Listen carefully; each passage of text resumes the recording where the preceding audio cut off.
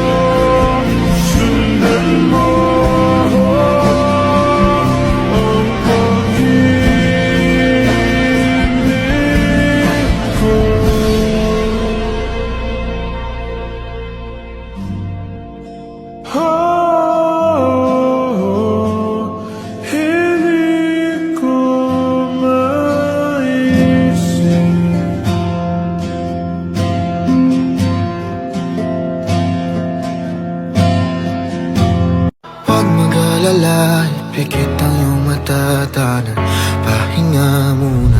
Ako na. Huwag mag-alala, ipikit ang iyong mata, Tana. Pahinga muna, ako nang bahala. Basta labis ang ginagawa, pahinga muna, ako na. La-tara-tara, la-tara-tara, la-tara-tara-tara, la-tara-tara, la-tara-tara, la-tara-tara,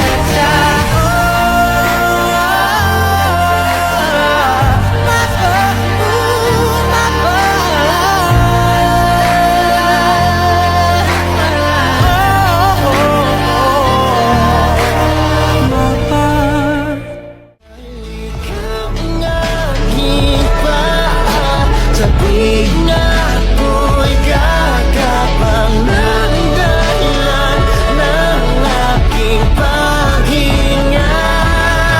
Kaya huwag mag-alala, ipikit ang iyong mata, Tana. Pahinga muna, ako nang bahala. Labis pa sa labis ang ginagawa. Huwag mag-alala, pikit ang iyong Tao po. mata, Tana. Pahinga muna. Magandang araw po. Magandang araw din po. Ano mo sa atin? Ako po si Pastor Mark. Kasama ko rin po yung asawa ko. Magandang araw po. Naparito po kami para ibigay po itong Bible. Basahin niyo po yan, brother, sister. Sige ho. Salamat po Maganda po kami. Mag-iingat po kayo dyan. Opelia. Bigay ng pastor. Basahin daw natin yung Bible. Jose, nakita mo ba yung gold kong kwintas? Ba? Malay ko. Baka na-misplace mo lang dyan. Hindi ka talaga nag-iingat.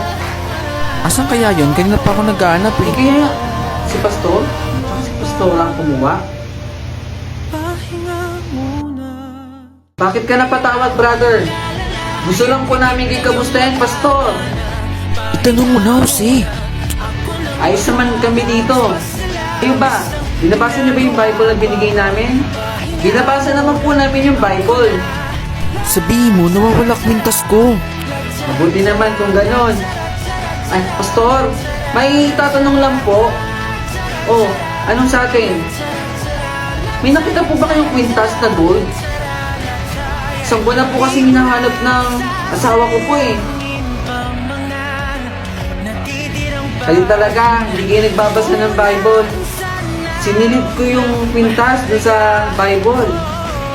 Ganun po ba? Pagpalain nawa kayo ng Panginoon. Sige ho. Salamat po. Hala, Jose, nandito nga. Nak? Kain na. Salamat po. Kumain ka ng mabuti ha. Kain lang po ako, ma. Saan pupunta yun? Ma. Oh, bakit naman nabilis mong kumain? Baka naman tinatapon mo na yung pagkain ha. Malilintikan ka talaga sa akin. Hindi po, ma. Kinakain ko po. Ilang araw mo nang ginagawa yan. Sobrang bilis mong kumain. Nagtataka na ako sa'yo ha. Matulog ka na. May merienda pa mamaya. Sige po. Gising ka na pala. Ito merienda mo, Monay. Salamat, ma. Saan pupunta yun? Masundan nga. Huy! Huy! Ikaw na naman. May Monay ako. Hati tayo. Salamat. Sinasabi ko na nga pa eh, tinatapon mo lang sa basurahan eh. Sino yan? Kaibigan ko po.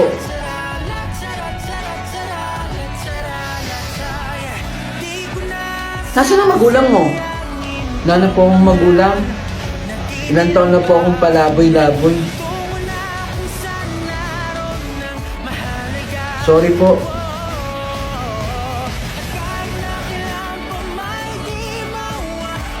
Pagka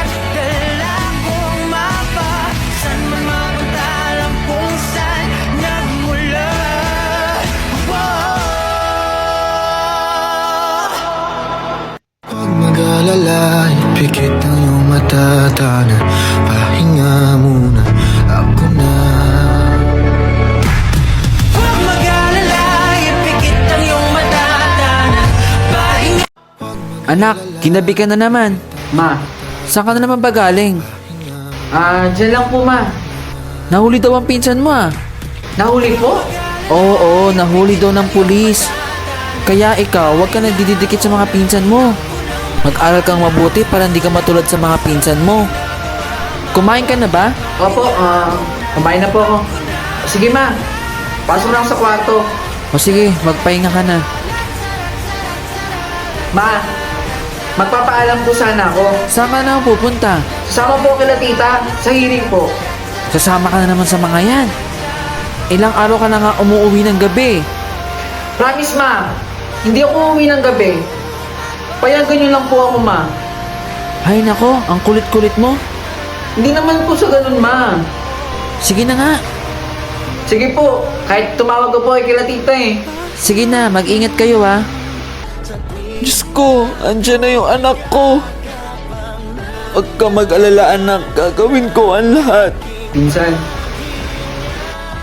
Kuya, huwag ka mag-alala. Tutulungan ka namin. Pwede tayo makahingi sa mga libreng abogado.